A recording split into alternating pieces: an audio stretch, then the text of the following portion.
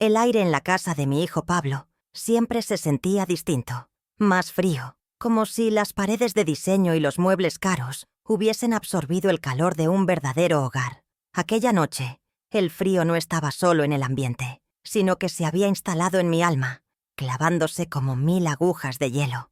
Lorena, mi nuera, con su sonrisa afilada y sus ojos que nunca me miraban directamente, orquestaba la cena como una generala en su campo de batalla. Yo era su principal objetivo. «Carmela, querida, ese vestido que llevas, ¿no es el mismo que usaste para el bautizo de Mateo? Tiene un aire tan de mercadillo», soltó, mientras servía el vino en copas que costaban más que mi jubilación mensual. Los invitados, amigos suyos de ese círculo donde el dinero compra el afecto, rieron discretamente. Yo solo apreté mis manos bajo la mesa, sintiendo la tela áspera de mi vestido, ese que compré con tanta ilusión, ahora convertido en un símbolo de mi simpleza, de mi inadecuación para su mundo, brillante y vacío. El nudo en mi garganta era tan grande que apenas podía respirar. Mi hijo, Pablo, a mi lado, permanecía en un silencio cómplice. Desvió la mirada hacia su plato, como si la comida de diseño que Lorena había encargado fuera el espectáculo más fascinante del mundo. Su silencio me dolió más que las palabras de ella. Era la confirmación de mi soledad en esa mesa, en esa familia que yo misma había ayudado a construir con mis manos llenas de harina y mis noches sin dormir. Lorena continuó su asedio sutil, criticando el pan que yo había traído. Mi pan, el que amasé esa misma madrugada pensando en ellos. «Está un poco seco, ¿no crees, cariño? La próxima vez, deja que nos encarguemos de todo, así no te molestas», dijo, dirigiéndose a Pablo, pero con la clara intención de que cada palabra me golpeara. Cada comentario era una estocada, una forma de recordarme que yo era una pieza antigua y desgastada en su museo de perfecciones modernas, una reliquia que ya no sabían dónde colocar. Y lo peor era que nadie, absolutamente nadie en esa mesa, se atrevió a defenderme. El momento culminante, el golpe de gracia, llegó con el postre. Lorena tintineó su copa con una cuchara, pidiendo la atención de todos con un gesto teatral que ensayaba frente al espejo. Su rostro resplandecía bajo la luz de los caros candelabros, una máscara de felicidad que ocultaba la crueldad más profunda.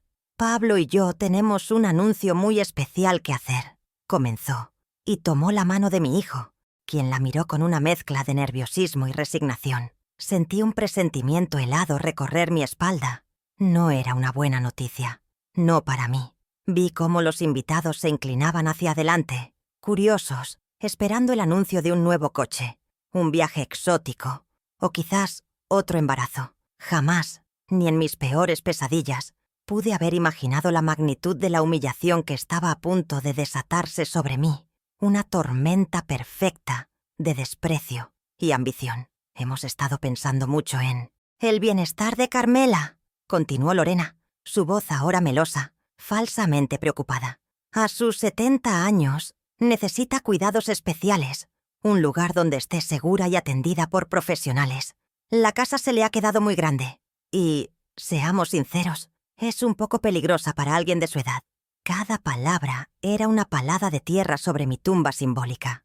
Describía mi hogar, el lugar donde crié a Pablo, donde cada rincón guarda el eco de las risas de mi difunto esposo, como una prisión peligrosa. Yo, que aún me levantaba al alba para hornear, que cuidaba mi jardín con un esmero que ella jamás entendería, era retratada como una anciana inútil e indefensa.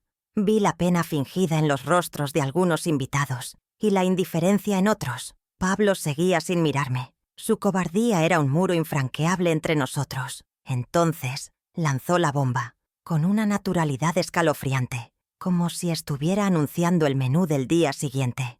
«Por eso, hemos tomado la decisión de vender su casa. Ya, tenemos un comprador y todo está casi listo». El silencio que siguió fue denso, pesado. Sentí como si el suelo se abriera bajo mis pies. Mi casa, mi refugio, el santuario de mis recuerdos, el único patrimonio que mi esposo y yo construimos con el sudor de nuestra frente. Vendido, sin consultarme, sin una pizca de respeto. Y hemos encontrado un hogar de ancianos encantador para ella, a las afueras de la ciudad, un lugar tranquilo, más adecuado. La palabra adecuado sonó como una sentencia. Me estaban desterrando, borrando de sus vidas de la manera más eficiente y cruel posible, empaquetando mis 70 años de vida en una decisión unilateral tomada entre copas de vino caro y conversaciones vacías. El impacto fue tan brutal que por un instante perdí la capacidad de reaccionar. El murmullo de los invitados se convirtió en un zumbido lejano. Mi vista se nubló y solo podía ver el rostro triunfante de Lorena, disfrutando de su victoria, saboreando el poder que ejercía sobre mi hijo y, por extensión, sobre mí. Pablo finalmente se atrevió a mirarme, pero en sus ojos no había desafío, sino una súplica patética para que yo aceptara mi destino en silencio, para que no montara una escena que pudiera avergonzarlo. Quería que me tragara el dolor, la injusticia, el destrozo de mi dignidad, y que asintiera como una buena madre sumisa. Me estaban despojando no solo de mi hogar, sino de mi voz, de mi derecho a decidir sobre mi propia vida, tratándome como un mueble viejo que se traslada a un trastero. En ese momento, en medio del shock y la humillación más profunda que jamás había sentido, una extraña calma comenzó a crecer en mi interior. Fue como si el dolor extremo hubiera quemado toda la tristeza, dejando solo una brasa de determinación. Levanté la cabeza lentamente y mis ojos se encontraron con los de Lorena. Ella esperaba lágrimas, súplicas, un escándalo. No le di esa satisfacción. Mi mirada era fría, serena. Ella no lo sabía, ni mi propio hijo lo recordaba. Pero mi esposo, antes de morir, siempre me decía: «Carmela, eres más fuerte de lo que crees, y yo me aseguraré de que nunca te quedes desprotegida». Esas palabras resonaron en mi mente como una profecía. Ellos creían haber ganado la batalla, creían haberme despojado de todo, pero se equivocaban. Habían subestimado a la mujer que amasó pan en la oscuridad para darles un futuro de luz, y no tenían ni la más remota idea del secreto que dormía en una vieja caja de madera. La cena terminó para mí en ese instante. Me levanté de la mesa con una dignidad que no sabía que poseía. No dije una palabra. No necesitaba hacerlo. Mi silencio fue más elocuente que cualquier grito. Mientras caminaba hacia la puerta, sentí todas las miradas clavadas en mi espalda. Dejé atrás el murmullo de sus voces, el olor de su comida cara y la frialdad de su mundo perfecto. Al cerrar la puerta, no sentí derrota, sino el inicio de algo nuevo. Ellos habían encendido un fuego que creían que me consumiría, pero no sabían que yo estaba a punto de usar esas llamas para forjar mi propia justicia. Una justicia silenciosa, paciente y devastadora. La partida apenas comenzaba, y yo, Carmela Ríos, la panadera de barrio, tenía un as bajo la manga que ellos ni siquiera sabían que existía en la baraja. Mi nombre es Carmela Ríos, y tengo 70 años recién cumplidos. 70 años que siento en cada hueso, cuando el frío de la madrugada se cuela por la ventana de mi cocina, pero que también siento en la sabiduría de mis manos, en las arrugas que cuentan historias y en la paciencia que he cultivado como si fuera la masa madre de mi pan. Soy viuda desde hace 5 años, cuando mi amado Manuel se fue en silencio, dejándome un vacío que nada ni nadie ha podido llenar. Vivimos juntos casi 50 años, construyendo no solo una familia, sino un pequeño mundo entre las paredes de esta casa y el aroma a pan recién horneado de nuestra panadería. Ahora vivo sola en esta casa que se ha vuelto inmensa, sin su risa retumbando en el pasillo. Mi vida transcurre entre mi jardín, la cocina y los recuerdos. Una rutina sencilla, quizás aburrida para gente como Lorena, pero para mí es el ancla que me mantiene a flote en este océano de ausencias. Es todo lo que tengo, o más bien, todo lo que creía tener. La gente del barrio me conoce como Carmela, la del pan. Desde que tengo uso de razón, mi vida ha olido a levadura, a harina y a azúcar quemada. Aprendí el oficio de mi madre, y ella de la suya. Es una herencia que no se mide en dinero, sino en sonrisas de clientes satisfechos, en el calor del horno en las mañanas de invierno y en la magia de transformar ingredientes simples en algo que nutre el cuerpo y el alma. Siempre he sido una mujer de pocas palabras y mucha acción. Mi Manuel solía decir que mis manos hablaban por mí, que en cada hogaza de pan que horneaba se podía sentir mi dedicación y mi amor. Soy terca, lo admito, y quizás demasiado confiada. Siempre he creído en la bondad inherente de las personas, sobre todo en la de mi propia sangre. Esa fe, esa vulnerabilidad, es la que me ha llevado a esta encrucijada, a este abismo donde el amor que di se me devuelve como la más cruel de las traiciones. Mi día a día es un ritual sagrado. Me levanto antes de que cante el gallo, cuando la ciudad todavía duerme, y el silencio es mi único compañero. Rezo mis oraciones a Manuel. Le cuento mis penas y mis pequeñas alegrías, como si él pudiera escucharme desde algún lugar más allá de las estrellas. Luego, bajo a la cocina, el corazón de mi casa, y el simple acto de amasar la harina me conecta con mis raíces, con mi historia. Cuidar de mis rosales es otra de mis pasiones. Cada flor que brota es un pequeño milagro, una prueba de que la vida siempre encuentra la forma de abrirse paso. Esta rutina, esta paz, es lo que Lorena llama una vida inadecuada. Ella no entiende, y probablemente nunca lo hará, que la verdadera riqueza no está en las cosas que acumulas, sino en los momentos que atesoras, en el amor que cultivas y en la dignidad con la que enfrentas cada amanecer. Desde que Manuel partió, mi único pilar ha sido Pablo, mi hijo, la luz de mis ojos, el niño por el que sacrifiqué sueños y descansos. Lo crié para que fuera un hombre de bien, un hombre honorable como su padre. Le di las mejores herramientas que mi humilde condición me permitió. Le pagué los estudios con el dinero que ahorrábamos céntimo a céntimo, privándonos de caprichos para que a él no le faltara nada. Mi mayor debilidad, mi talón de Aquiles, siempre ha sido él. Por verlo feliz, por evitar un conflicto, por mantener la paz familiar. He callado muchas veces. Soporté los primeros desprecios de Lorena, sus críticas veladas a mi forma de vestir, a mi casa, a mis costumbres. Lo hice por él, creyendo que mi silencio era una forma de amor, una manera de proteger su felicidad.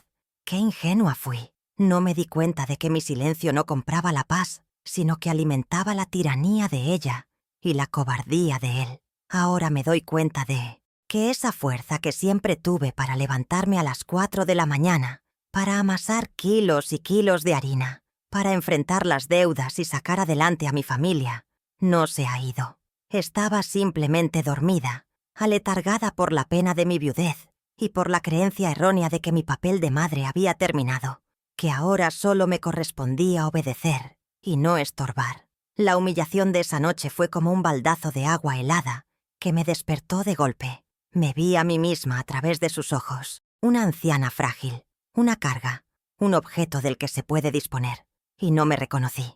Dentro de mí, bajo las capas de dolor y decepción, la vieja Carmela, la luchadora, la que nunca se rindió ante la adversidad, comenzó a abrir los ojos y se dio cuenta de que esta batalla no era por una casa, sino por el respeto a mi propia historia. Mi vulnerabilidad no es mi edad ni mi soledad. Mi vulnerabilidad fue amar sin límites, dar sin esperar, confiar ciegamente en quien lleva mi sangre. Creí que el amor de una madre era un escudo indestructible, pero ahora veo que también puede ser una venda en los ojos que te impide ver la verdad. Pablo no es un mal hombre, o al menos eso quiero creer. Es un hombre débil, atrapado en una red de ambición y materialismo tejida por su esposa. Ella le ha hecho creer que el éxito se mide en metros cuadrados, en coches de lujo y en cenas con gente importante. Le ha hecho olvidar que el verdadero éxito es poder mirarte al espejo cada mañana y reconocer a la persona que ves sin sentir vergüenza. Mi hijo ha perdido el norte, y aunque me duela en el alma, quizás necesite un golpe fuerte para encontrar el camino de regreso a sí mismo, a los valores que su padre y yo le inculcamos. A pesar del dolor que me ahoga, siento una llama encendiéndose en mi pecho. Es una mezcla de rabia y de una extraña serenidad. La rabia es por la injusticia, por la ingratitud, por ver cómo pisotean el legado de Manuel. Pero la serenidad viene de un lugar más profundo, de la certeza de que no estoy vencida. La vida me ha golpeado muchas veces. Enfrenté la pobreza, las enfermedades, la pérdida de mis padres y, finalmente, la de mi esposo. Cada golpe me dejó cicatrices, pero también me enseñó a resistir. Esta vez no será diferente. No voy a permitir que me arranquen de mi hogar, que me condenen a un exilio en vida solo para satisfacer su codicia. Esta casa no es solo ladrillos y cemento. Es el cofre de mis tesoros más preciados, y voy a defenderlo con uñas y dientes. Ellos han despertado a una leona que creían dormida. En el fondo de mi viejo armario, dentro de una caja de madera que huele a cedro y a recuerdos, descansa la promesa de mi Manuel. No es una fortuna, no son joyas, es algo mucho más valioso. Es protección, es justicia. Él conocía mi naturaleza bondadosa y quizás intuyó que algún día alguien podría intentar aprovecharse de ella. Siempre me decía: cuida de nuestro patrimonio, Carmela. Es el fruto de nuestro amor y nuestro esfuerzo. Y yo voy a cumplir esa promesa. Lorena y Pablo, en su arrogancia, solo ven a una anciana indefensa. No ven a la mujer que negociaba con proveedores, que llevaba las cuentas de la panadería, que supo administrar la escasez para convertirla en abundancia. Subestiman mi inteligencia y, sobre todo, subestiman el amor previsor de mi marido.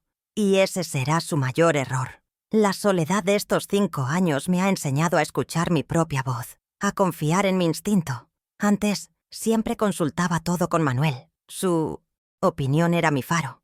Ahora mi faro es su memoria, los principios que compartimos. Sé que él, desde donde esté, estaría de acuerdo con lo que voy a hacer. No es venganza lo que busco. La venganza es un plato que se sirve caliente y envenena a quien lo cocina. Yo busco justicia, una justicia silenciosa y reparadora. Quiero que mi hijo aprenda una lección que el dinero no puede comprar, que la dignidad y el respeto a los mayores no son negociables. Quiero que entienda que traicionar a una madre es traicionarse a sí mismo, a sus propias raíces, y voy a usar las herramientas que tengo a mi disposición para que esa lección quede grabada a fuego en su conciencia. La mujer que lloraba en silencio en aquella cena humillante ha empezado a desaparecer. En su lugar, están haciendo una nueva Carmela, una Carmela que no pide permiso, que no agacha la cabeza, una Carmela que recuerda quién es y de lo que es capaz. Mi plan no será ruidoso ni escandaloso, será como la fermentación del pan, un proceso lento, silencioso, que ocurre en la oscuridad, pero cuyo resultado es innegable y poderoso. Ellos creen que el próximo paso es firmar los papeles de la venta, pero no saben que el verdadero próximo paso lo daré yo, y cambiará las reglas del juego para siempre. Mi hogar no está en venta, y mi dignidad mucho menos. ¿Y tú? ¿Qué habrías hecho en mi lugar? ¿Habrías aceptado el destino que te imponían o habrías luchado por lo que es tuyo? Cuéntamelo en los comentarios. Me gustaría mucho saber qué piensas. Mi familia es pequeña, un arbolito con pocas ramas, pero que yo regué con toda el agua de mi pozo. Mi único hijo, Pablo, fue siempre el centro de mi universo. Quizás ese fue mi error, amarlo tanto, protegerlo tanto, que no le enseñé a desarrollar las espinas necesarias para defenderse de ciertas flores venenosas. Ahora, a sus 45 años, es un hombre exitoso en su profesión, un arquitecto que diseña casas frías y minimalistas como la que comparte con Lorena. Pero detrás de mi esa fachada de éxito, veo al mismo niño que se escondía detrás de mis faldas cuando tenía miedo. Es un hombre bueno, o quiero creer que lo es, pero su bondad está sepultada bajo capas de una debilidad que Lorena ha sabido explotar con maestría. Él es el títere, y ella, la titiritera que mueve los hilos desde las sombras, susurrándole al oído promesas de un futuro brillante que solo puede construirse sobre las ruinas de mi pasado. Y él, por miedo a perderla, por miedo a no estar a la altura de sus ambiciones, le permite todo. Luego está mi nieto, Mateo, mi pequeño sol. Tiene 11 años y los ojos curiosos de su abuelo Manuel. Él es el único rayo de luz en la fría casa de mi hijo. Cuando estaba con él, el mundo parecía detenerse. Le enseñé a hacer sus primeras galletas, a reconocer el canto de los pájaros en mi jardín, a entender que las cosas hechas a mano tienen un alma que las cosas compradas nunca tendrán. Esos momentos eran mi tesoro. Pero Lorena, poco a poco, ha ido construyendo un muro entre nosotros. Empezó con excusas. Mateo tiene muchos deberes, está cansado, tiene clases de inglés, de piano, de mandarín. Luego pasó a la manipulación directa, diciéndole al niño que las cosas de la abuela eran viejas y aburridas. La última vez que lo vi, me miró con una tristeza que me partió el alma y me dijo: «Mamá dice que no debo ensuciarme las manos con harina. Me están robando a mi nieto, envenenando su mente con los mismos prejuicios con los que me atacan a mí». La antagonista de mi historia, la arquitecta de mi desgracia, es Lorena Gutiérrez. No es una villana de cuento. No nació con el corazón negro. Nació en una familia que siempre vivió de las apariencias, donde el «¿qué dirán?» era más importante que el «¿qué sientes?». Su ambición no es solo por el dinero. Es más profunda y más triste. Es una sed insaciable de validación, de pertenecer a un círculo social que siempre la miró por encima del hombro. Ella ve en Pablo el vehículo para alcanzar ese estatus y en mí ve el ancla que lo retiene a un pasado humilde que ella desprecia. Yo represento todo lo que ella odia: la sencillez, el trabajo manual, la autenticidad. Mi casa, para ella, no es un hogar, es un activo inmobiliario, un capital estancado que podría financiar sus sueños de grandeza, sus bolsos de marca y sus vacaciones en lugares de nombres impronunciables. Su motivación es el miedo a ser insignificante. Nuestra relación nunca fue fácil, pero al principio intenté quererla, por Pablo. Recuerdo nuestro primer encuentro, en esta misma casa. Traje la mejor vajilla, cociné sus platos favoritos, le abrí mi corazón. Ella sonreía, pero sus ojos evaluaban cada rincón, cada mueble viejo, cada grieta en la pared, como un tasador calculando el valor de un objeto. La tensión creció de forma gradual. Empezaron las críticas sutiles, los consejos sobre cómo debía redecorar mi casa, la ropa que debía usar. Recuerdo una Navidad en la que le regalé un mantel bordado a mano, por mí, un trabajo de meses. Ella me dio las gracias con una sonrisa forzada, y al día siguiente, cuando fui a su casa, lo vi en una bolsa junto a la basura. Cuando le pregunté, me dijo con total desparpajo que no combinaba con su decoración. Ese día entendí que para ella, el valor de las cosas no estaba en el amor con el que se hacían, sino en la etiqueta del precio. El punto de inflexión fue la enfermedad de Manuel. Durante los últimos meses de su vida, cuando él más necesitaba paz y apoyo, Lorena insistía en hablar de negocios, de inversiones, de cómo optimizar el patrimonio familiar. Llegó a sugerirle a Pablo que convenciese a su padre para vender la panadería, un negocio anticuado sin futuro. Manuel, con la poca fuerza que le quedaba, la echó de la habitación. Jamás la perdonó por esa falta de respeto, por esa codicia que ni siquiera la inminencia de la muerte podía aplacar. Desde ese día, ella me declaró una guerra silenciosa.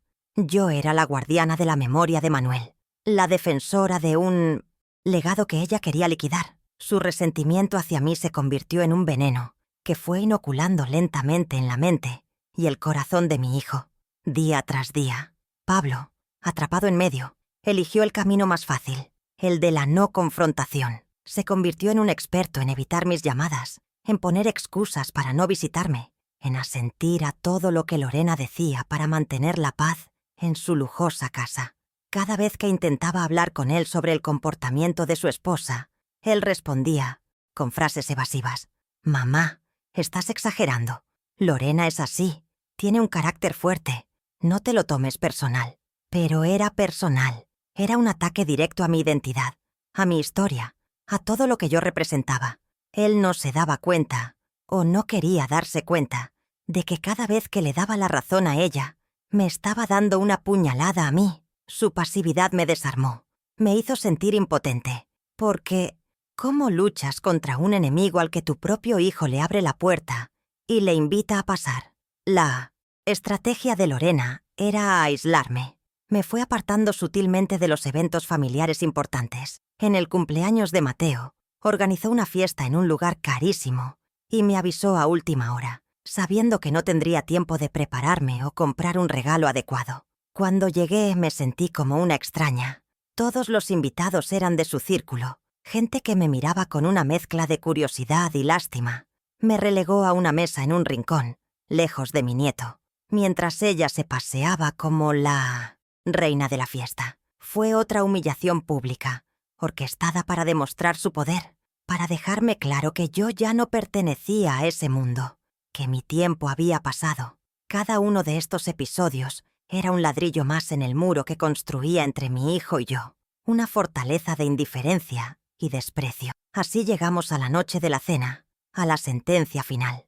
No fue un acto impulsivo, sino el clímax de un plan fríamente calculado durante años. Despojarme de mi casa era el último paso para borrarme por completo, para cortar el último lazo que unía a Pablo con su origen humilde. Al venderme la casa, no solo obtenían el dinero que tanto ansiaban, sino que también se deshacían de mí, enviándome a un asilo, donde me convertiría en un recuerdo lejano, una llamada telefónica obligada una vez al mes. Creían haberlo planeado todo a la perfección, pero se olvidaron de un pequeño detalle. Se olvidaron de que esta casa, esta historia, también tenía un guardián silencioso, un hombre que, incluso desde la tumba, no iba a permitir que su reina fuera destronada. Cuando miro mis manos, no solo veo las arrugas y las manchas de la edad, veo un mapa de mi vida, un mapa hecho de quemaduras del horno, de pequeños cortes por los cuchillos de pan, de callos por amasar miles y miles de kilos de masa. Estas manos, junto a las de mi Manuel, levantaron de la nada la panadería El Trigo Dorado. Empezamos en un local minúsculo, con un horno de segunda mano y un sueño gigante. Recuerdo las madrugadas interminables, el frío del invierno que se colaba por las rendijas y el calor sofocante del verano junto al horno. Mientras la ciudad dormía, nosotros trabajábamos. Mientras otros descansaban los domingos, nosotros hacíamos cuentas para ver si llegábamos a fin de mes. Cada moneda que ganábamos tenía el sabor del sudor y el olor del sacrificio. No era solo un negocio para nosotros, era nuestra promesa de un futuro mejor para el hijo que vendría. Era el cimiento sobre el que construiríamos su vida. Cuando Pablo nació, nuestro esfuerzo se multiplicó por 1000. Cada renuncia tenía su rostro. Recuerdo una vez que vi en un escaparate un abrigo precioso, de lana, que me habría venido de maravilla para los crudos inviernos. Costaba una pequeña fortuna. Ese mismo día, el colegio de Pablo pidió una nueva serie de libros, carísimos. No lo dudé ni un segundo. Pasé otro invierno con mi abrigo viejo y remendado, pero la sonrisa de mi hijo al llegar con sus libros nuevos, bajo el brazo, fue un calor que ninguna prenda de lana podría haberme dado. ¿Cuántas veces me negué un capricho? ¿Cuántas veces Manuel y yo comimos las sobras del día anterior para que a Pablo no le faltara su fruta fresca o su trozo de carne? Fueron cientos de pequeños sacrificios, invisibles para él, pero que para nosotros eran ladrillos con los que construíamos su bienestar, su felicidad, su futuro. La panadería nos exigía todo. No había vacaciones, no había días de enfermedad. Recuerdo una gripe terrible que me tuvo en cama con casi 40 de fiebre. Manuel me suplicaba que descansara, pero yo sabía que si no me levantaba a amasar, ese día no se vendía. Y si no se vendía, la cuota de la escuela de Pablo peligraba. Así que me levanté, temblando, con el cuerpo dolorido, y trabajé todo el día, apoyándome en las paredes para no caerme. Los clientes nunca lo supieron. Veían a la misma Carmela de siempre, sonriente, despachando su pan. Esa era nuestra regla de oro. Los problemas se quedaban de puertas para adentro, de cara al mundo y sobre todo de cara a nuestro hijo. Éramos fuertes, invencibles. Queríamos que él creciera sin las angustias que nosotros padecimos, que su única preocupación fuera estudiar y ser un niño feliz. A medida que Pablo crecía, sus necesidades también lo hacían. Ya no eran solo los libros del colegio, sino las excursiones, la ropa de marca que usaban sus amigos, las clases particulares para mejorar sus notas, y nosotros nos estirábamos como un chicle para dárselo todo. Manuel empezó a hacer repartos por la noche después de cerrar la panadería. Yo comencé a hacer pasteles y dulces por encargo, robándole horas a mi sueño, a mi descanso.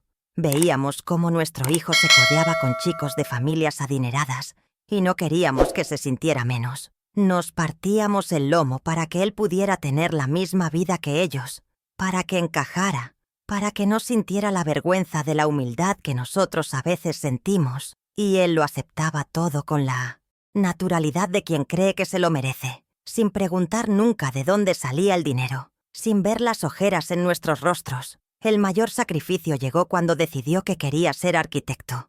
La universidad pública era buena, pero él soñaba con una privada, la más prestigiosa y cara del país. Las cuentas no daban.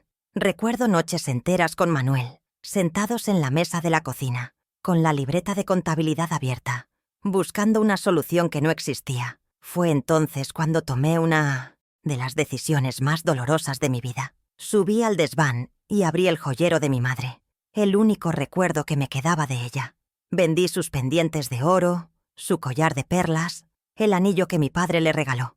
Cada pieza era un trozo de mi historia, pero lo hice sin dudar. La educación de mi hijo, su sueño, valía más que cualquier joya.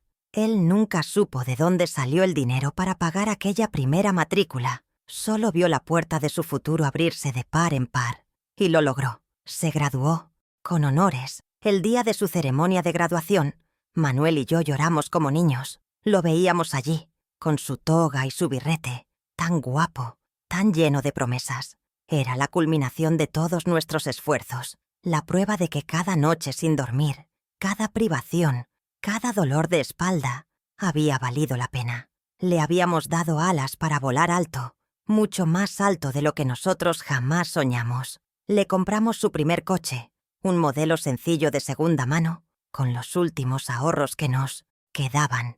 Le ayudamos con la entrada para su primer apartamento. Estábamos tan orgullosos, tan ciegos de amor, que no vimos las primeras señales de que el hombre, en el que se estaba convirtiendo, empezaba a avergonzarse de sus raíces, del olor a panadería impregnado en la ropa de sus viejos padres. Ahora, cuando miro hacia atrás y veo esa larga cadena de sacrificios, un sabor amargo me llena la boca. Le dimos todo. Le entregamos nuestra juventud, nuestra salud, nuestros sueños, en una bandeja de menospreciamos plata. Y él nos lo devuelve con esta traición, con esta humillación. ¿Qué piensa?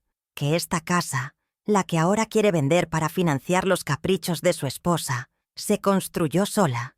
¿Que el dinero para sus estudios cayó del cielo? Cada ladrillo de esta casa está pegado con nuestro sudor. Cada título que cuelga en la pared de su despacho fue pagado con nuestras manos agrietadas. Y él, en su amnesia selectiva, en su cobardía disfrazada de modernidad, pretende borrarlo todo de un plumazo. Pretende tirar a la basura no solo a su madre, sino la memoria sagrada de su padre. El contraste entre lo que dimos y lo que recibo es un abismo que me desgarra por dentro.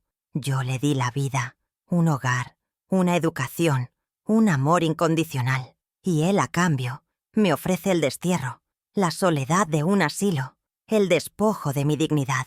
Lorena lo llama progreso, evolución.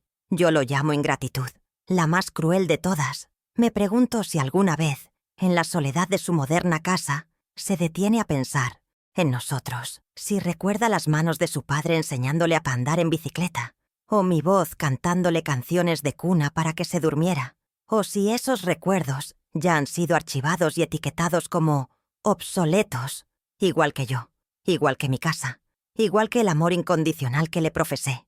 Duele, duele como una herida que no cierra, una herida que supura la sal de las lágrimas no lloradas. Pero este dolor, este profundo sentimiento de injusticia, también se está convirtiendo en mi combustible. Ya no se trata solo de salvar mi casa.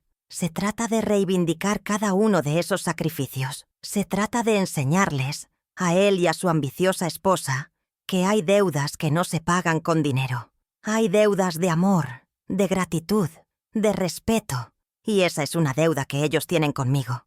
Una deuda que, de una forma u otra, voy a cobrar. No con gritos, no con reproches. Lo haré a mi manera, a la manera de Carmela Ríos, con la paciencia de la panadera que espera a que la masa leve sabiendo que el resultado final, cuando llegue el momento justo, será contundente. A veces me pregunto si fui una buena madre. Le di a mi hijo todo lo material que pude, pero quizás fracasé en lo más importante, en enseñarle el valor de la gratitud. Le allané tanto el camino que nunca aprendió a valorar el esfuerzo que cuesta construirlo. Le evité tantas dificultades que nunca desarrolló la fortaleza para enfrentar dilemas morales. Lo amé tanto que, sin darme cuenta, quizás crié a un hombre débil, un hombre fácilmente manipulable por quien le promete un mundo sin esfuerzo. Esta batalla, entonces, también es por él. Es mi última y más difícil lección como madre. Enseñarle, aunque sea a través del dolor, que el camino fácil a menudo conduce al precipicio y que nunca es tarde para recordar de dónde vienes, porque solo así sabrás realmente a dónde vas. En el rincón más alto de mi armario, detrás de las sábanas de hilo que solo uso en ocasiones especiales, duerme una caja de madera de cedro. No es grande ni lujosa, pero para mí es el arca de la alianza de mi vida. Manuel la hizo para mí en nuestro 5º aniversario de bodas. Dentro no hay joyas ni dinero, sino tesoros de un valor incalculable. La primera foto de Pablo, con su cara arrugada de recién nacido, un mechón de su cabello rubio de cuando era un bebé, las cartas que Manuel me escribía cuando tuvo que irse a trabajar un par de meses a otra ciudad. Cada objeto es un ancla, un pedazo de mi historia. Después de aquella noche, terrible en casa de mi hijo, sentí un impulso irrefrenable de abrirla. Necesitaba tocar mi pasado para encontrar la fuerza para enfrentar el presente. Mis manos temblaban mientras la bajaba, y el olor familiar a cedro y a papel viejo me envolvió como un abrazo. Necesitaba recordar quién era yo antes de ser la molestia en la vida de Lorena. Recuerdo las últimas palabras de Manuel, con la voz ya debilitada por la enfermedad, pero con la misma lucidez de siempre en sus ojos. Me tomó la mano, una mano que ya era casi piel y hueso, y me dijo: «Carmela, prométeme que cuidarás de la caja. Todo lo importante está ahí. Es nuestro legado, pero también tu protección. Confía en tu instinto, mi amor, y nunca olvides que construimos este nido para que nadie, jamás, pudiera derribarlo». En ese momento pensé que se refería al valor sentimental de nuestros recuerdos. No entendí la profundidad de su advertencia. Manuel siempre fue un hombre previsor, un hombre que pensaba 3 pasos por delante. Él conocía la bondad de mi corazón, pero también mi ingenuidad, y conocía a nuestro hijo, conocía su debilidad, su tendencia a dejarse influir. Quizás, en su sabiduría, vio venir una tormenta que yo, cegada por el amor de madre, era incapaz de imaginar, y me dejó un paraguas, un refugio, escondido entre los recuerdos. Al abrir la caja esa noche, mis dedos rozaron primero las fotos, las cartas, los pequeños tesoros de una vida compartida. Lloré en silencio, no de tristeza, sino de nostalgia por la felicidad que sentí. Pero en el fondo, debajo de una pila de postales, había algo que no recordaba haber visto antes. Un sobre grueso, de color amarillento por el tiempo, cerrado con un sello de lacre rojo. Estaba más pesado que una simple carta. En el frente, reconocí la caligrafía firme y elegante de Manuel. Había escrito: «Para mi Carmela, mi reina, abrir solo en caso de tormenta». Y la tormenta había llegado. Una tormenta con nombre de nuera, y con el silencio cómplice de un hijo. Sentí un escalofrío. ¿Qué podía ser tan importante como para merecer tal ceremonial? Por un momento tuve miedo de abrirlo, como si estuviera a punto de desatar una fuerza que no podría controlar. Con el corazón latiéndome a 1000 por hora, rompí el sello con cuidado. Dentro no había una carta de amor, como esperaba. Había un documento legal, doblado en varias partes, con sellos oficiales y firmas que no reconocía. Parecía una escritura, pero era diferente a la que teníamos guardada en el banco. Era un papel grueso, antiguo, y al desplegarlo vi párrafos llenos de una jerga legal que apenas podía comprender. Palabras como usufructo vitalicio, cláusula de inalienabilidad, condición resolutoria. No entendía todos los detalles, pero mi instinto me decía que aquello era importante, muy importante. Era la letra pequeña de nuestra vida, esa que Manuel había escrito en silencio para protegerme. Sentí su presencia a mi lado, como si me susurrara al oído. Lee con calma, Carmela. Ahí está tu fortaleza. Y eso hice, repasando cada línea una y otra vez, hasta que el sol comenzó a asomar por la ventana. Mientras leía, las piezas del rompecabezas comenzaron a encajar. No entendía cada término técnico, pero comprendía la esencia. Mi Manuel, mi amado y sabio Manuel, había blindado nuestro hogar. Había tejido una red de protección legal a mi alrededor tan sólida y discreta que nadie, ni siquiera yo, se había dado cuenta. Y no solo eso. Había algo más, una cláusula que hablaba de consecuencias, de repercusiones si alguien intentaba deshacer esa protección. Era un mecanismo de defensa, un contraataque silencioso que se activaría en el momento preciso, una bomba de tiempo legal programada para estallar en las manos de la codicia. No grité de alegría, no sentí un deseo de venganza, sentí una profunda y serena gratitud. Mi esposo, incluso después de muerto, seguía cuidando de mí. Me había dejado el arma más poderosa de todas, la ley, la justicia, la verdad escrita en un papel oficial. Doblé el documento con un cuidado reverencial y lo volví a guardar en su sobre. Coloqué la caja de cedro de nuevo en su lugar, en la oscuridad del armario. Pero ahora, esa oscuridad no me parecía amenazante, sino protectora. El secreto estaba a salvo, esperando su momento.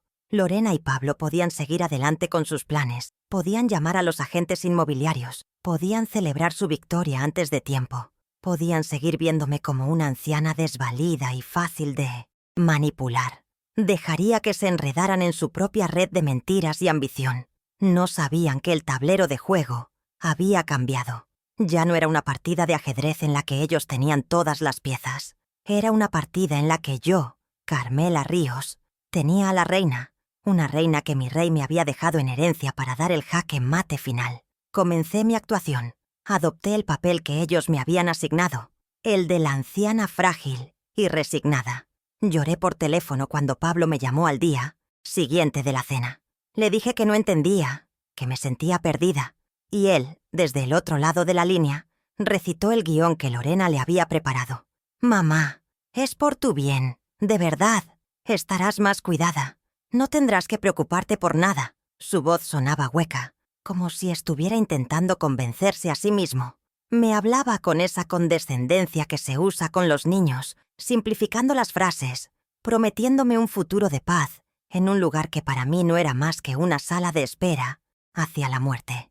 Yo asentía en silencio, dejando que mis sollozos fingidos llenaran las pausas, alimentando su falsa sensación de control, de que todo marchaba según su plan. Cada palabra suya era una espina, pero yo me las tragaba sin chistar, porque sabía que mi momento llegaría. Mi corazón, sin embargo, se negaba a fingir. Mientras mi voz temblaba de una tristeza actuada, mi alma ardía con una rabia fría y lúcida. Él no me estaba protegiendo, me estaba desterrando, no me estaba cuidando. Se estaba deshaciendo de una responsabilidad que ya no encajaba en su vida de diseño. Colgué el teléfono y me miré en el espejo del recibidor. Vi mi rostro surcado de arrugas, mis ojos enrojecidos por lágrimas que ahora eran de verdad, pero no de pena, sino de una furia contenida. ¿Cómo se atrevía a hablarme del bien después de haberme humillado públicamente? ¿Cómo podía creer que encerrarme entre 4 paredes anónimas era una solución? La decepción era un océano inmenso, y yo estaba a la deriva. Pero en medio de ese océano, el recuerdo del sobre de Manuel era mi balsa, mi promesa de tierra firme. Aguantaría la tormenta, sí, pero no como una víctima, sino como una capitana esperando el momento justo para virar el timón. Una semana después, el timbre sonó. Era Lorena, acompañada de un hombre con un traje demasiado ajustado y una sonrisa que no le llegaba a los ojos. «Carmela, este es el señor Méndez, el agente inmobiliario. Viene a tasar la casa». No me pidieron permiso, me lo comunicaron como un hecho consumado. Lorena actuaba como la dueña y señora, guiando al hombre por cada habitación, mientras yo lo seguía en silencio, sintiéndome una intrusa en mi propio hogar. El señor Méndez hablaba en voz alta, sin ningún tipo de pudor. Habría que tirar este muro para dar más luz. La cocina es antigua. Hay que remodelarla por completo. El jardín está descuidado, pero tiene potencial. Cada una de sus frases era un martillazo a mis recuerdos. Hablaba de destruir el muro, donde Pablo había medido su altura año tras año, de arrancar la cocina donde le preparé miles de comidas, de arrasar el jardín que cuidé con el mismo amor con que lo cuidé a él. Lorena asentía a todo con entusiasmo, añadiendo sus propias ideas. «Imagina aquí un jacuzzi, Pablo», le decía al aire, como si mi hijo estuviera presente. Yo era invisible, un fantasma que se paseaba por las ruinas de su propia vida. Me senté en el viejo sillón de Manuel, el único lugar donde todavía sentía su protección, y los observé. Observé la codicia en sus ojos, la prisa por convertir mi santuario en un producto de mercado. No dije nada. Apreté los reposabrazos con fuerza, clavando mis uñas en la tela desgastada. Mi silencio no era sumisión, era estrategia. Los estaba estudiando, memorizando cada gesto de desprecio, cada palabra cruel. Estaban firmando su propia sentencia sin saberlo. Estaban tan cegados por el brillo del dinero que no veían la trampa que se abría a sus pies. Una trampa que mi amado esposo había construido con la tinta indeleble de la ley. La llamada de Lorena llegó un martes por la tarde. Su voz sonaba impaciente, autoritaria. «Carmela, te llamo para darte instrucciones sobre la mudanza. El asilo solo permite un par de cajas por residente, así que tienes que ser práctica. Nada de trastos viejos, ¿entendido? Solo lo esencial. Trastos viejos». Así se refería a mis fotos, a los libros de Manuel, a la pequeña cuna de madera de Pablo que aún guardaba en el desván. Mi vida, entera reducida a un par de cajas. Mi historia etiquetada como no esencial. Quería gritarle, decirle que mis trastos viejos tenían más alma y más valor que todos los objetos caros y vacíos que ella acumulaba en su casa. Quería preguntarle si el amor de una madre también era un trasto viejo del que había que deshacerse, pero me contuve. Respiré hondo y con una voz quebradiza, casi un susurro, le dije: «Está bien, Lorena, como tú digas». Colgué y me quedé mirando el teléfono, que ahora me parecía un arma. Cada interacción con ella era una nueva herida, un nuevo recordatorio de mi supuesta insignificancia. Pero en lugar de hundirme, cada golpe me hacía más fuerte, más dura. Su crueldad era la piedra de afilar que afilaba mi determinación. Empecé a verla no como la esposa de mi hijo, sino como una adversaria en un campo de batalla. Y en la guerra, la información y la paciencia son las mejores armas. Yo tenía ambas. Me levanté y fui a la cocina a preparar un té. El ritual familiar de calentar el agua y elegir las hierbas me calmó. Mientras el vapor empañaba la ventana, me prometí a mí misma y a la memoria de Manuel que no me quebrarían. Podían intentar reducir mi vida a un par de cajas, pero no sabían que la caja más importante, la de madera de cedro, contenía una sorpresa que no cabría en todos los camiones de mudanza del mundo. El siguiente golpe vino en un lugar público, el mercado del barrio, mi territorio. Estaba comprando fruta cuando la oí. Era la voz de Lorena, riendo a carcajadas con una de sus amigas. Me escondí detrás de un puesto de verduras para escuchar. «No te imaginas lo fácil que fue», le decía. Pablo estaba muerto de miedo, pero yo le dije que había que ser firmes. La vieja lloró un poco al principio, pero ya se ha hecho a la idea. Es como tratar con un niño, solo hay que mostrarle quién manda. Su amiga soltó una risita. «Pues qué suerte, porque mi suegra es una bruja que no hay quien la mueva». Sentí la sangre helarse en mis venas. La vieja. Así hablaba de mí a mis espaldas, con ese desprecio, con esa arrogancia. La humillación me quemaba la cara, y las miradas de algunos vecinos que también habían escuchado me hicieron sentir aún más pequeña. Me di la vuelta y me fui de allí sin comprar nada, con el cesto vacío y el corazón lleno de plomo. Caminé por las calles sin rumbo, dejando que las lágrimas corrieran por mis mejillas. La humillación pública es un veneno lento y doloroso. Te hace sentir expuesta, juzgada, insignificante. Pero mientras caminaba, la tristeza empezó a transformarse de nuevo en esa rabia fría que se estaba convirtiendo en mi compañera. ¿Con qué era fácil, Con que solo había que mostrarme quién mandaba. Pues iba a descubrir muy pronto quién mandaba de verdad. Iba a descubrir que a las viejas, como yo, no se las entierra antes de tiempo. Se equivocaba si pensaba que mis lágrimas eran de debilidad. Eran lágrimas de guerra, lágrimas que regaban la semilla de la justicia que Manuel había plantado para mí. Y esa semilla estaba a punto de germinar. El episodio con Mateo fue, quizás, el más doloroso de todos. Lorena lo trajo a casa un sábado, con la excusa de que se despidiera del lugar. Mi corazón dio un vuelco al verlo. Corrí a abrazarlo, a aspirar su olor a niño, a sentir sus pequeños brazos rodeándome. «Abuela, ¿es verdad que te vas?», me preguntó con una tristeza que me partió el alma. Empecé a decirle que no se preocupara, que siempre encontraríamos la forma de vernos, pero Lorena nos interrumpió bruscamente. «Mateo, cariño, no molestes a la abuela. Mira lo que te he traído». Y sacó de su bolso una tableta de última generación. Los ojos de mi nieto se iluminaron, y en un segundo se olvidó de mí, absorbido por el brillo de la pantalla. Lorena me lanzó una mirada triunfante. Acababa de comprar la atención de mi nieto, reemplazando mi amor por un objeto caro. Lo sentó en el sofá y le puso unos auriculares, aislándolo por completo de mí. Yo me quedé de pie, a un par de metros, observando la escena con una impotencia devastadora. Estaba usando a mi propio nieto como un arma contra mí, demostrándome que podía cortar el último lazo afectivo que me quedaba con un simple gesto de su tarjeta de crédito. Me acerqué para ofrecerle a Mateo unas galletas que había horneado para él, sus favoritas. Lorena se interpuso. «No, Carmela, acaba de almorzar y no quiero que coma porquerías llenas de azúcar. Además, está ocupado». La palabra «porquerías» retumbó en mis oídos. Mis galletas, hechas con amor, eran porquerías.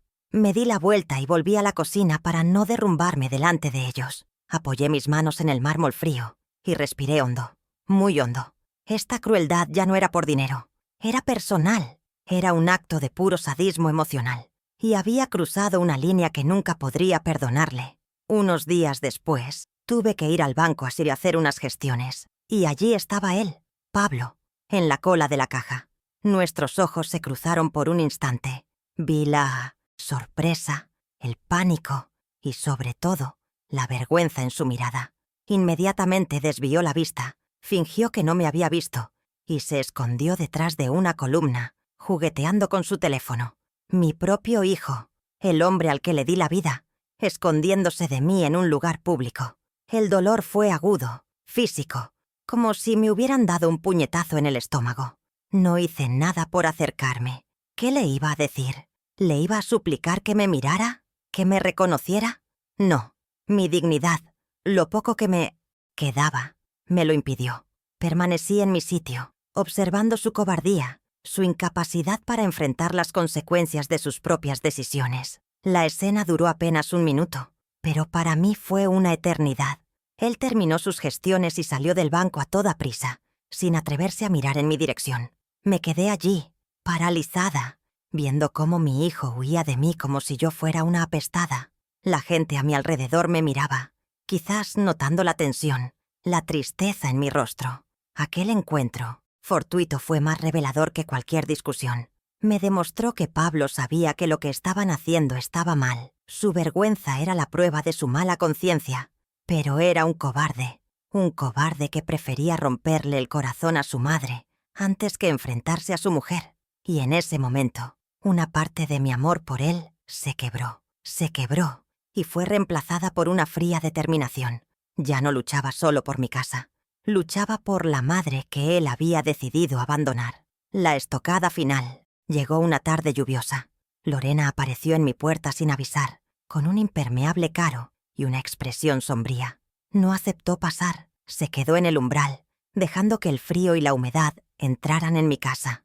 «Vengo a decirte que los de la mudanza vendrán el próximo sábado, a las 9 en punto. Espero que tengas todo listo y no nos causes ningún problema, Carmela». Su tono no era de petición, era una orden, casi una amenaza. Se acercó un poco más y bajó la voz. Su aliento olía a café y a malicia. «Sería una verdadera pena que te pusieras terca y tuviéramos que acelerar las cosas. Hay formas legales de hacerlo, ¿sabes? Declararte incapacitada, por ejemplo. No creo que quieras eso, ¿verdad?». La amenaza era clara inequívoca. Me estaba extorsionando emocionalmente, mostrándome sus garras, su capacidad para destruirme no solo financieramente, sino también legal y moralmente. Me quedé mirándola, fijamente, sin parpadear. La lluvia caía con fuerza a su espalda, pareciendo un telón de fondo para su maldad. Por primera vez en mucho tiempo, no sentí miedo. No sentí nada más que un desprecio profundo y una calma helada. La mujer que ella creía amenazar ya no existía. La Carmela frágil y llorosa había muerto en aquella cena. La que estaba frente a ella era otra persona, una mujer que había tocado fondo y había descubierto que el fondo era de roca sólida. Asentí lentamente con la cabeza. Una única vez. Entendido, Lorena. El sábado a las 9. Ella sonrió, satisfecha, creyendo que su amenaza había surtido efecto. Se dio la vuelta y se marchó, desapareciendo bajo la cortina de lluvia. Cerré la puerta y por primera vez sonreí. Una sonrisa amarga, sí, pero una sonrisa de anticipación. El sábado, el día que ella había elegido para mi destierro, iba a ser, en realidad, el día de su juicio. Cuando cerré la puerta después de la visita de Lorena, el sonido del cerrojo al girar fue como un punto final. No fue un punto final para mi vida en esa casa, sino para un capítulo entero de mi existencia. El capítulo de la espera, de la esperanza, de la súplica silenciosa por un poco de amor y respeto. Me apoyé en la madera fría de la puerta y respiré hondo.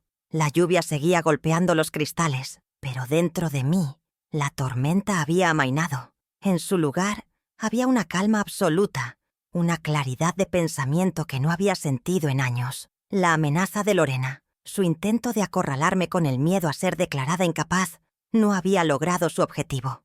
Al contrario, había cortado el último hilo de afecto filial que me ataba a la voluntad de mi hijo. En ese preciso instante, dejé de ser la madre de Pablo. Me convertí simplemente en Carmela Ríos, una mujer defendiendo su hogar y su dignidad. Comprendí que todo mi dolor, toda mi pasividad, nacían de un único punto débil, mi inmenso amor por mi hijo. Ese amor me había convertido en una mendiga emocional, siempre esperando una migaja de cariño, una palabra de consuelo, una mirada de complicidad que nunca llegaba. Por ese amor había justificado su debilidad, perdonado su silencio y soportado las humillaciones de su esposa.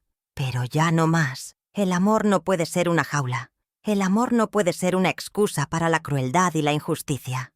Lorena, en su arrogancia, me había hecho el mayor de los favores. Me había mostrado que el amor que yo sentía y el que ellos entendían eran dos idiomas completamente diferentes. Mi punto de ruptura no fue un grito, fue un susurro de mi alma que me dijo: «Ya, basta, sálvate tú».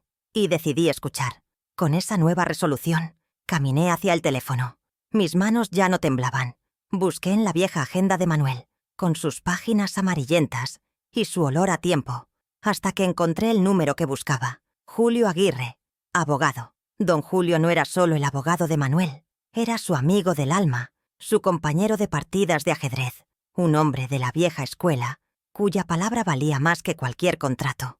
Marqué el número con una seguridad que me sorprendió a mí misma. Su voz, al otro lado, sonaba exactamente igual, grave y serena. «Dígame». «Don Julio», dije, y mi propia voz sonó firme. «Soy Carmela Ríos, la viuda de Manuel. Perdón por la hora, pero necesito su ayuda. Es un asunto muy delicado. Es sobre unos papeles que Manuel me dejó antes de morir. Creo que ha llegado la tormenta de la que él me habló». Hubo un silencio al otro lado, y luego su respuesta. «Carmela, querida, te esperaba. Ven a verme mañana a primera hora. Y trae esos papeles». Al día siguiente entré en el despacho de don Julio. Era como viajar en el tiempo. Las paredes estaban cubiertas de estanterías repletas de libros con lomos de cuero. El aire olía a papel, a madera y a la justicia de antaño. Era un refugio de orden y sabiduría en un mundo caótico. Me recibió con un abrazo paternal que me reconfortó el alma. Le conté todo, desde la cena humillante hasta la última amenaza de Lorena, sin omitir ningún detalle. Él escuchaba en silencio, asintiendo de vez en cuando, con sus ojos inteligentes fijos en los míos. No me juzgó, no me compadeció, me escuchó con el respeto que mi propia familia me había negado. Cuando terminé de hablar, el silencio se instaló en la habitación, un silencio lleno de comprensión. Entonces, con mucho cuidado, saqué el sobre amarillento de mi bolso y se lo entregué. Don Julio se puso sus gafas de leer y desplegó el documento bajo la luz de un flexo. Lo leía con una concentración absoluta, sus labios moviéndose ligeramente, repasando cada cláusula. Vi cómo sus cejas se arqueaban en un gesto de sorpresa, y luego, poco a poco, una sonrisa empezó a dibujarse en su rostro. No era una sonrisa de burla, sino de admiración. Levantó la vista por encima de las gafas y me miró. «Carmela», dijo casi en un susurro, «tu Manuel no era un panadero, era un estratega brillante, un genio. Les ha tendido una trampa perfecta, y ellos han entrado de cabeza, con los 2 pies». Me explicó entonces, con palabras sencillas, el alcance real del documento. No solo protegía mi derecho a vivir en mi casa hasta el último de mis días, sino que la segunda cláusula era una obra maestra de la justicia poética, un castigo diseñado específicamente para la codicia. Mi plan, hasta ese momento instintivo, comenzó a tomar forma bajo su guía experta. La estrategia era simple, pero demoledora: el silencio y la sumisión. «No hagas nada, Carmela», me aconsejó don Julio. «Deja que continúen, deja que traigan a los compradores, que firmen el contrato de arras, que fijen una fecha en la notaría para la firma final. Deja que celebren su victoria. Cuanto más alto suban, más dura será la caída. Debemos dejar que ejecuten el acto ilegal, la tentativa de venta, para que la cláusula de penalización se active de forma automática e irreversible. No discutas, no te resistas, muéstrate derrotada. Dales exactamente lo que quieren ver. Nosotros reuniremos todas las pruebas y esperaremos el momento oportuno. Y ese momento será en la notaría, delante de todos. Será un acto público de justicia». Salí de aquel despacho sintiéndome otra mujer. El peso que había cargado sobre mis hombros durante meses había desaparecido.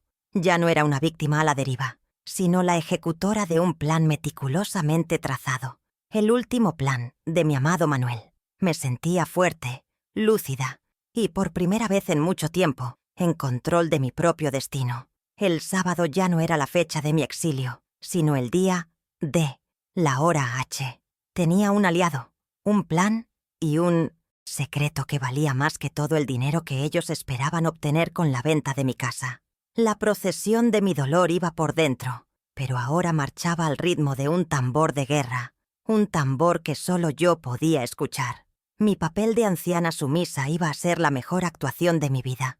Durante los días que siguieron, me dediqué a preparar el escenario para el acto final. Empecé a empacar algunas cosas en cajas, pero de forma deliberadamente lenta y desordenada, para que, si Lorena o Pablo aparecían, vieran la imagen de una mujer confundida y superada por la situación.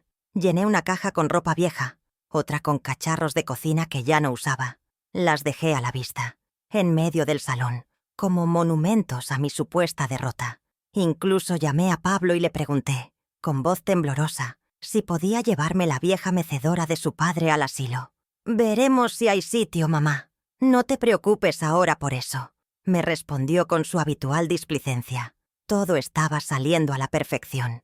Estaban tan convencidos de su victoria, tan ciegos en su arrogancia, que no eran capaces de ver el abismo que se abría justo delante de ellos. Los días previos al sábado se deslizaron con una lentitud tortuosa. El silencio de la casa era mi cómplice y mi verdugo. Cada objeto que envolvía en papel de periódico para mis cajas de utilería me gritaba una historia, un recuerdo.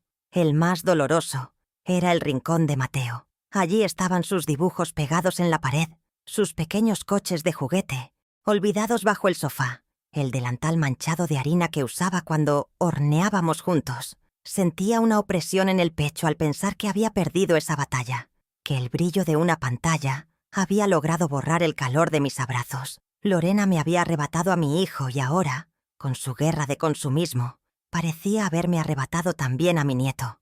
Me senté en el suelo, con uno de sus dibujos en la mano, y sentí que, a pesar de mi plan, una parte de mí ya estaba rota. Fue en ese momento de desolación cuando sonó el timbre.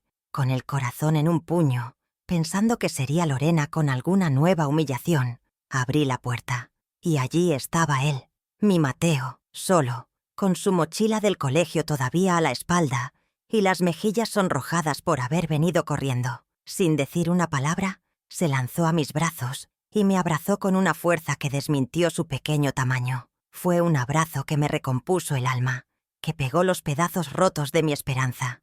Luego, con un gesto tímido, sacó de su mochila una hoja de papel doblada. Era un dibujo de mi casa, con su tejado rojo y el rosal en la puerta. Y arriba, con su letra infantil y un poco torcida, había escrito: «La casa de la abuela es el mejor lugar del mundo. Por favor, no te vayas». Las lágrimas que derramé entonces no eran de tristeza, sino de la más pura y abrumadora felicidad. Lo hice pasar y le serví un vaso de leche con galletas.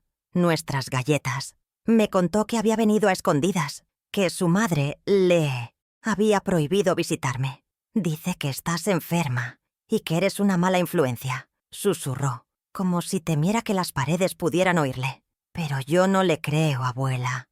Yo te quiero a ti». Luego, con una honestidad infantil que me desarmó, añadió: «La tableta es aburrida. Prefiero hacer pan contigo». En ese momento comprendí que el amor verdadero, el que se siembra con tiempo, con paciencia y con dedicación, no puede ser comprado ni sustituido. Lorena podía construir muros, pero el amor de mi nieto había encontrado una grieta por la que colarse. Era mi primera gran victoria, una victoria moral y emocional que me dio la fuerza de 1000 ejércitos. Mi lucha ya no era solo por mí, era por él, por su derecho a tener una abuela, a conocer sus raíces. Le pedí que tuviera mucho cuidado, que por un tiempo nuestro amor tendría que ser un secreto. Le expliqué con palabras sencillas que un niño de 11 años pudiera entender, que a veces los adultos se equivocan y que yo estaba tratando de arreglar las cosas. Su mirada de comprensión y su promesa de guardar el secreto sellaron nuestro pacto. Cuando se fue, me quedé mirando su dibujo, mi nuevo talismán. Ya no me sentía sola. Tenía un pequeño soldado luchando a mi lado, un aliado infiltrado en el campamento enemigo. Esta revelación, este acto de amor puro e incorruptible, renovó mi espíritu y me recordó por qué valía la pena pelear. La casa no era solo un edificio de ladrillos, era el escenario de un amor que se negaba a morir, y yo era su guardiana. Si alguna vez has sentido que el amor de un niño te salvaba de un abismo, sabes exactamente cómo me sentí. Me encantaría saber si alguna vez te pasó algo parecido. La segunda mini revelación llegó por teléfono. Un par de días antes del fatídico sábado, recibí por mensajero un sobre de la notaría. Dentro, la citación oficial. Sábado, 4 de septiembre, a las 11 de la mañana, para la firma de la compraventa del inmueble. El papel era frío, impersonal, pero para mí era la invitación al acto final de mi obra de teatro. Sentí un nudo de nervios en el estómago, pero también una extraña excitación. Don Julio me había instruido sobre el siguiente paso. Era arriesgado, requería un control emocional absoluto, pero era necesario para asegurar que todas las piezas estuvieran en su lugar. Tomé el teléfono y marqué el número de mi hijo. Necesitaba que él también estuviera allí, no solo Lorena. Necesitaba que viera con sus propios ojos la consecuencia de su debilidad. Cuando Pablo contestó, adopté mi mejor voz, una mezcla de serenidad melancólica y aceptación. «Pablo, hijo, soy yo». Hubo un silencio incómodo. «He estado pensando mucho», continué, «y he aceptado que esta es la voluntad de Dios y la vuestra. Ya no voy a luchar más». Pude sentir su alivio al otro lado de la línea. «Mamá, me alegro de que lo entiendas. Solo quiero pediros un último favor», le interrumpí suavemente. «El sábado, en la notaría, me gustaría que estuvierais todos. Tú, Lorena e incluso Mateo, si es posible. Quiero despedirme de la casa, de nuestra historia, en familia, como un cierre simbólico. Por favor, hijo, es lo último que te pido». Mi petición lo descolocó por completo. Esperaba resistencia, reproches, no una petición de reunión familiar en el lugar de mi ejecución simbólica. Pude escuchar su vacilación, la confusión en su respiración. Mi calma era un arma que no esperaba. Su guión no incluía una madre resignada que pedía una despedida ceremonial. No sé si es buena idea llevar a Mateo, mamá. Por favor, Pablo, insistí con una dulzura calculada. Significaría mucho para mí. Finalmente cedió. Está bien, mamá. Allí estaremos. Colgué el teléfono sabiendo que había ganado una batalla psicológica crucial. Le había quitado el poder de la víctima. Ya no era yo la que reaccionaba a sus acciones, sino él quien reaccionaba a las mías. Mi serenidad era una anomalía en su plan, una variable que no podía controlar y que, sin duda, le haría pensar. Estaba sembrando la duda en su conciencia, preparando el terreno para la revelación final. El escenario estaba casi listo. La confirmación de que el plan moral también funcionaba llegó esa misma noche. El teléfono sonó. Un número desconocido. Contesté con recelo. ¿Señora Ríos? La voz de la mujer era un susurro apresurado. No me conoce, soy una amiga de Lorena. Estuve en el mercado el otro día. No sabe cuánto lo siento. Reconocí la voz. Era la mujer que se había reído con mi nuera. No debería estar haciendo esto, continuó. Pero lo que Lorena le está haciendo no tiene nombre. No para de presumir ante todas nosotras de la casa que se va a comprar con el dinero, de cómo por fin se va a deshacer de usted. Dice que Pablo es un pelele que hace todo lo que ella quiere. Tenga mucho cuidado, señora. Hay gente que no tiene alma. Y antes de que pudiera decir nada, colgó.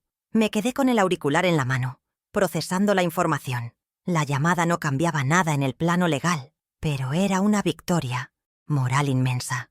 Demostraba que la maldad y la arrogancia de Lorena eran tan evidentes que hasta su propio círculo de amistades falsas empezaba a resquebrajarse. La gente hablaba. Su victoria, que ella creía tan segura, ya estaba manchada por la opinión pública de quienes la rodeaban. No estaba sola en mi juicio sobre ella. Otros, incluso sus supuestas amigas, veían su verdadera naturaleza. Me confirmó que no estaba loca, que no estaba exagerando. La crueldad de Lorena era real, palpable y visible para los demás. Esta inesperada llamada de apoyo me dio un nuevo impulso. Lorena estaba construyendo su imperio sobre cimientos de arena, sobre amistades superficiales y lealtades compradas. En su afán por subir, estaba pisando a demasiada gente, y su propia soberbia la estaba aislando. Se sentía tan poderosa, tan intocable, que no se daba cuenta de que su comportamiento generaba anticuerpos a su alrededor. Yo, en cambio, tenía de mi lado la lealtad inquebrantable de un amigo como don Julio, el amor puro de mi nieto, y ahora hasta la simpatía secreta de una de las aliadas del enemigo. El sábado no solo se enfrentaría a la ley, se enfrentaría a la verdad de quién era, una verdad que ya muchos empezaban a reconocer. El sábado amaneció con un sol radiante, un sol que parecía burlarse de la oscuridad que se cernía sobre mi familia. Me vestí con mi mejor traje, el que usé para la boda de Pablo, un gesto de ironía que solo yo entendía. Cuando llegué a la notaría del brazo de don Julio, sentí que entraba a un coliseo romano para la batalla final. La sala de firmas era un lugar solemne e impersonal, con una gran mesa de caoba pulida y sillas de cuero que crujían con cada movimiento. Ellos ya estaban allí. Lorena, radiante con un vestido carísimo, me lanzó una mirada de triunfo condescendiente. Pablo, a su lado, parecía un fantasma, pálido y con ojeras, incapaz de mirarme a los ojos, y mi pequeño Mateo, sentado en un rincón, me miraba con una tristeza infinita. Los compradores, una pareja de aspecto arrogante, charlaban animadamente con mi nuera, repartiéndose los despojos de mi vida antes incluso de tenerlos. Mi llegada, serena y acompañada, sembró una primera nota de desconcierto en su sinfonía de codicia. Nos sentamos frente a ellos, con la mesa de caoba como una trinchera entre dos ejércitos. El notario, un hombre de aspecto severo, carraspeó y comenzó la lectura del contrato de compraventa. Su voz era un murmullo monótono que detallaba metros cuadrados, linderos y cláusulas financieras. Para mí, era ruido de fondo. Yo solo observaba los rostros, la impaciencia de los compradores, la sonrisa de tiburón de Lorena, que ya se veía decorando su nueva mansión, la angustia contenida de Pablo, que no paraba de mover su pierna bajo la mesa, y la inocencia rota de Mateo, que parecía comprender que algo terrible estaba a punto de suceder. Cada palabra leída por el notario era un paso más que ellos daban hacia el borde del precipicio. Y yo, en mi silencio, simplemente los dejaba caminar, sabiendo que el abismo los esperaba, paciente e inevitable. «Muy bien», dijo finalmente el notario, cerrando la carpeta. «Si todos están de acuerdo, procederemos a la firma». Dejó el contrato en el centro de la mesa y acercó un elegante bolígrafo de plata a Pablo. Ese fue el momento, la señal que habíamos esperado. Don Julio se aclaró la garganta. Un sonido discreto, pero que resonó en la sala con la fuerza de un trueno.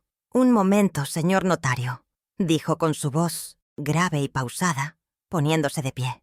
«Lamento interrumpir, pero me temo que están a punto de cometer un acto de fraude. Y es mi deber, como oficial de la ley, impedirlo». El silencio que cayó sobre la sala fue instantáneo y absoluto. Todas las miradas se clavaron en él. La sonrisa de Lorena se congeló en su rostro, transformándose en una mueca de incredulidad y rabia. Pablo levantó la cabeza de golpe, con los ojos desorbitados por el pánico.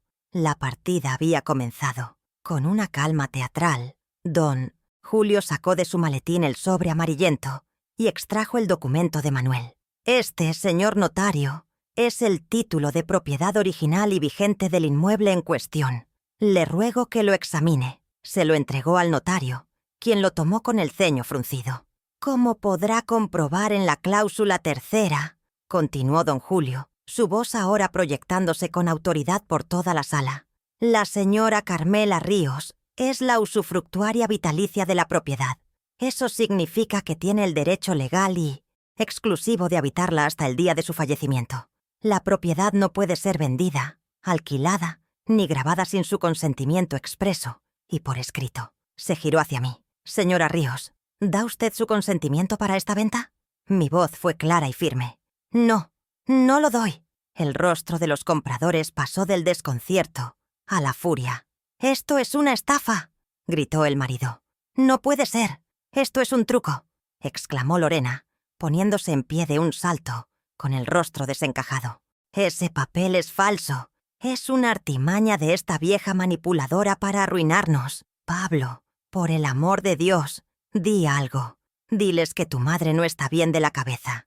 Todas las miradas se volvieron hacia mi hijo. Estaba blanco como la pared, atrapado en el fuego cruzado, su cobardía expuesta bajo la luz fluorescente de la notaría. Abrió la boca para hablar, pero ningún sonido salió de ella. Su silencio fue su confesión, su sentencia.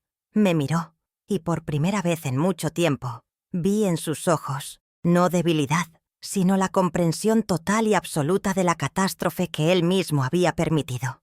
Vio la verdad, y la verdad lo destrozó. «Me temo que el documento es perfectamente legal y está debidamente inscrito en el registro de la propiedad», intervino el notario, después de examinarlo con detenimiento. Pero don Julio levantó una mano para detenerlo. «Un momento, por favor, que aún no he terminado, porque lo que mis clientes no saben», dijo mirando directamente a Pablo y a Lorena, «es que la situación es infinitamente peor para ellos». Volvió a tomar el documento. «Verán, Manuel Ríos era un hombre muy sabio, y previendo una situación como esta, añadió una segunda cláusula, una cláusula de penalización. Le ruego que preste atención, señor notario, y ustedes también». Hizo una pausa dramática, asegurándose de tener la atención de todos. El aire en la sala se podía cortar con un cuchillo. Lorena lo miraba con odio, sin comprender todavía la magnitud del golpe que estaba a punto de recibir. «La cláusula resolutoria número 5», leyó don Julio con una dicción perfecta, «estipula que cualquier intento, documentado y probado, de vender la propiedad sin el consentimiento de la usufructuaria, como el acto que se está intentando celebrar en esta misma sala, provocará la resolución automática de un segundo contrato de donación. En resumen, en el preciso instante en que ustedes han puesto su firma en ese contrato de arras y han traído a los compradores a esta notaría, han activado esta cláusula. Y esta cláusula ordena la transferencia inmediata y total de la propiedad del edificio comercial Sito, en la calle Mayor, número 23, a la Fundación Benéfica, Hogar para Niños San José. La bomba había estallado. El silencio fue total, un silencio de pura conmoción. La cara de Lorena pasó por todas las fases del horror: negación, ira, pánico y, finalmente, la más absoluta desesperación. El edificio comercial era su principal fuente de ingresos, el pilar sobre el que habían construido su vida de lujo. «No, no, es mentira», gritaba, pero su voz se quebraba en un sollozo histérico. Los compradores, al comprender que no solo no había casa, sino que estaban tratando con gente insolvente, se levantaron de un salto. «Nos han hecho perder el tiempo y el dinero. Son unos estafadores. Esto lo van a pagar en los tribunales», gritó la mujer, mientras su marido lanzaba el contrato al suelo con rabia. El notario, superado por la situación, intentaba poner orden, pero el caos ya se había desatado. En medio de la histeria de Lorena, los gritos de los compradores y la parálisis de Pablo, yo permanecí sentada, en silencio. Mi mirada se encontró con la de mi hijo. En mis ojos no había triunfo, ni rencor, ni satisfacción. Solo había una tristeza profunda, el dolor de una madre que había tenido que recurrir a la ley para recibir el respeto que el amor no le había garantizado. Esa mirada de decepción silenciosa fue, para él, un castigo peor que cualquier grito. Vio el abismo que su debilidad había creado entre nosotros, un abismo que quizás nunca podría volver a cerrarse. Vio el reflejo de su propia traición en mis ojos, y esa imagen lo perseguiría para siempre. Don Julio se acercó y puso una mano sobre mi hombro. «Hemos terminado, Carmela. Vámonos». Me levanté con la misma dignidad con la que había entrado. Caminamos hacia la puerta, dejando atrás el escenario de su derrota. Los gritos de Lorena se mezclaban con su llanto desconsolado. Los compradores seguían amenazando con demandas. Y Pablo estaba hundido en su silla, con la cabeza entre las manos, un hombre roto por su propia ambición y cobardía. Mateo corrió hacia mí y me abrazó la cintura. «Te quiero, abuela». Le acaricié el pelo. Al salir de la notaría y volver a la luz del sol, sentí que por fin podía respirar de nuevo. La justicia no había sido una venganza. Había sido la dolorosa, pero necesaria, restauración del orden y la dignidad. Las consecuencias de aquella mañana en la notaría cayeron sobre Pablo y Lorena como una avalancha, arrasando con todo lo que habían construido sobre cimientos de codicia. La pérdida del edificio comercial fue el primer golpe, el que los dejó sin su principal fuente de ingresos, de la noche a la mañana. De repente, el lujoso apartamento, los coches caros, las cenas en restaurantes de moda y las vacaciones exóticas se convirtieron en un peso insostenible. Los compradores de la casa, sintiéndose estafados, cumplieron su amenaza y presentaron una demanda por daños y perjuicios, sumiéndolos en un laberinto legal que terminó de vaciar sus cuentas bancarias. La ruina no fue solo financiera, fue un colapso total de su estatus, de esa imagen de éxito que tanto se habían esforzado por proyectar. El castillo de naipes que habían levantado con tanto esmero se vino abajo con un solo soplo de verdad. Como era de esperar, su matrimonio no sobrevivió a la catástrofe. El amor de Lorena, que siempre había estado anclado al éxito y al dinero de Pablo, se evaporó en cuanto desaparecieron. Lo culpó de todo, de su debilidad, de su cobardía, de no haber sabido controlar a su madre. Las discusiones y los reproches se convirtieron en el pan de cada día en esa casa que ahora les parecía una cárcel de lujo. Unos meses después, Lorena hizo las maletas. Se fue en busca de otro anfitrión al que adherirse, dejando a Pablo solo, rodeado de los restos de un naufragio que él mismo había provocado. Su caída fue tan estrepitosa como su ascenso había sido arrogante. Perdió su casa, su dinero, su esposa y, lo más importante, perdió el respeto por sí mismo. La justicia poética de Manuel había sido implacable. Mientras tanto, mi vida recuperó su cauce, pero era un cauce nuevo, más ancho y más sereno. Volví a mi casa, que ahora sentía más mía que nunca. Cada rincón me hablaba no solo de recuerdos, sino de una victoria silenciosa. Retomé mi rutina, pero con un espíritu renovado. Amasar el pan al alba ya no era solo un trabajo, era un acto de resistencia, una celebración de mi identidad. Cuidar de mis rosales era mi forma de demostrar que la vida, por muchas tormentas que soporte, siempre vuelve a florecer. La paz que se respiraba en mi hogar era mi mayor tesoro, una paz ganada a pulso, una paz que ya nadie podría volver a perturbar. Dejé de sentirme una reliquia del pasado y me convertí en la dueña de mi presente, una mujer de 70 años que había descubierto que la vejez no es sinónimo de debilidad, sino de una fortaleza destilada por el tiempo. Mi relación con Mateo floreció como nunca antes. Sin la sombra venenosa de Lorena, mi nieto volvió a ser el niño alegre y curioso que yo recordaba. Empezó a venir a casa todas las tardes después del colegio.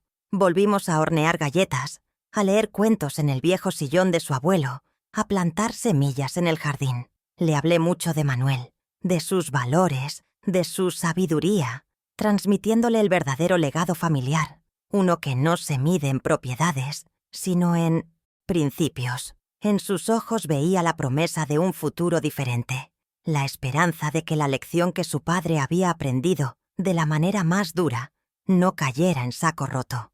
Él era mi recompensa, la prueba viviente de que el amor, cuando es auténtico, siempre encuentra el camino de vuelta a casa.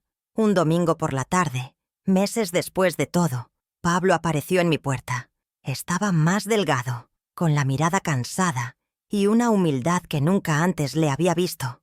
No traía excusas ni justificaciones, solo traía un ramo de flores de mi jardín, que seguramente había recogido de las que caían a la acera, y un torrente de lágrimas silenciosas. Se sentó en la cocina, en la misma silla donde se sentaba de niño, y lloró. Lloró por todo lo que había perdido, por todo el daño que había hecho, por el hombre en el que se había convertido y que no reconocía. No le dije nada. Simplemente me senté a su lado y le puse una mano en el hombro, dejándole desahogar su dolor. El perdón es un camino largo y complejo. No es un interruptor que se enciende y apaga. Le dije a Pablo que lo amaba, porque una madre nunca deja de amar a su hijo, pero que el respeto y la confianza eran puentes que él mismo había dinamitado y que tendría que reconstruir, ladrillo a ladrillo, con acciones, no con palabras. Nuestra relación ya nunca volvería a ser la de antes, la de la confianza ciega y la devoción incondicional. Ahora sería una relación más honesta, más real, donde mi amor no estaría reñido con mi autorrespeto. Le abrí la puerta de mi casa, pero le dejé claro que la puerta de mi dignidad permanecería cerrada hasta que él demostrara, con el tiempo, que había entendido verdaderamente el valor de lo que estuvo a punto de destruir. No sé si Pablo y yo llegaremos a tener la relación que un día soñé. Hay heridas que, aunque cicatricen, siempre dejan una marca sensible. Pero he decidido no vivir en el rencor. El rencor es un veneno que te tomas tú esperando que le haga daño al otro. Yo elijo la paz. Mi vida ahora está llena de las pequeñas cosas que me hacen feliz. El olor a pan caliente, la sonrisa de mi nieto, el silencio confortable de mi hogar. He aprendido a ser mi propia ancla, mi propio refugio. La felicidad no depende de lo que otros te dan, sino de lo que tú decides no permitir que te quiten. Y yo he decidido no permitir que nadie, nunca más, me quite mi paz, ni mi dignidad. Mi desquite no fue una venganza, fue un acto de autoafirmación. No disfruté viendo a mi hijo sufrir, pero entendí que a veces las lecciones más importantes de la vida solo se aprenden a través del dolor. Manuel, con su infinita sabiduría, no solo me protegió a mí, sino que le dio a nuestro hijo la oportunidad de redimirse, de enfrentarse a sus propios demonios y quizás de renacer de sus cenizas como un hombre mejor. El futuro dirá si aprovecha esa oportunidad. Por mi parte, yo sigo aquí, en mi casa, con mis flores y mi pan, de pie, entera, libre. Y esa, para mí, es la victoria más grande de todas. Al final de esta larga jornada, he llegado a comprender que la verdadera riqueza no se cuenta en monedas ni en propiedades. La riqueza que Lorena buscaba con tanta desesperación era una riqueza vacía, un espejismo que se desvaneció al primer soplo de la verdad. La verdadera fortuna, la que perdura, es la que se construye con los ladrillos del amor, la integridad y el trabajo honesto. Es el legado de una vida vivida con dignidad, el respeto de quienes te rodean y la paz de poder mirarte al espejo cada mañana sin sentir vergüenza. Es una riqueza que no se puede comprar ni vender, solo se puede cultivar, día a día, con cada una de nuestras acciones. Esta historia me enseñó una lección dolorosa pero fundamental sobre el amor. Aprendí que amar a alguien no significa permitirle que te anule, que te falte al respeto o que te borre. El amor incondicional no puede ser una excusa para la sumisión. A veces, la mayor prueba de amor, tanto hacia los demás como hacia una misma, es poner límites. Es decir, basta. Es proteger tu propio espacio, tu propia dignidad, incluso si eso significa herir a quienes más quieres. Porque el amor que te exige renunciar a ser quien eres no es amor, es una forma de tiranía. También he comprendido la importancia sagrada de nuestras raíces. Somos como árboles. Por muy altas que lleguen nuestras ramas, necesitamos raíces fuertes y profundas para no caernos con la primera tormenta. Pablo, en su afán por alcanzar el sol de un mundo que no era él, suyo, se olvidó de las raíces que lo nutrían, de la tierra de la que provenía. Y casi se seca. Honrar a nuestros padres, a nuestros ancestros, no es un acto de nostalgia, es un acto de supervivencia. Es reconocer que somos el resultado de sus sacrificios y que la gratitud es el agua que mantiene vivo ese legado para las generaciones futuras. La lección final es que la ingratitud, tarde o temprano, siempre paga su propia cuenta. Puedes ignorar el pasado, puedes despreciar a quienes te ayudaron a levantarte, pero el eco de tus acciones siempre vuelve a ti. La justicia no siempre llega en forma de rayos y truenos, a veces es silenciosa, paciente, como la masa del pan que leva en la oscuridad. Crece lentamente, sin hacer ruido, hasta que un día ocupa todo el espacio y su presencia es innegable. La fuerza verdadera no reside en el grito, sino en la resistencia serena, en la dignidad que no se negocia, y en la fe inquebrantable en lo que es justo. Mi historia llega a su fin, pero espero que la lección que me dejó la vida resuene en vosotros, que os sirva para recordar el valor de la dignidad y la importancia de honrar a quienes nos dieron la vida. Si mi viaje os ha conmovido o inspirado, os invito a suscribiros y a acompañarme, porque todavía quedan muchas hogazas de sabiduría por hornear y compartir. Gracias por escucharme.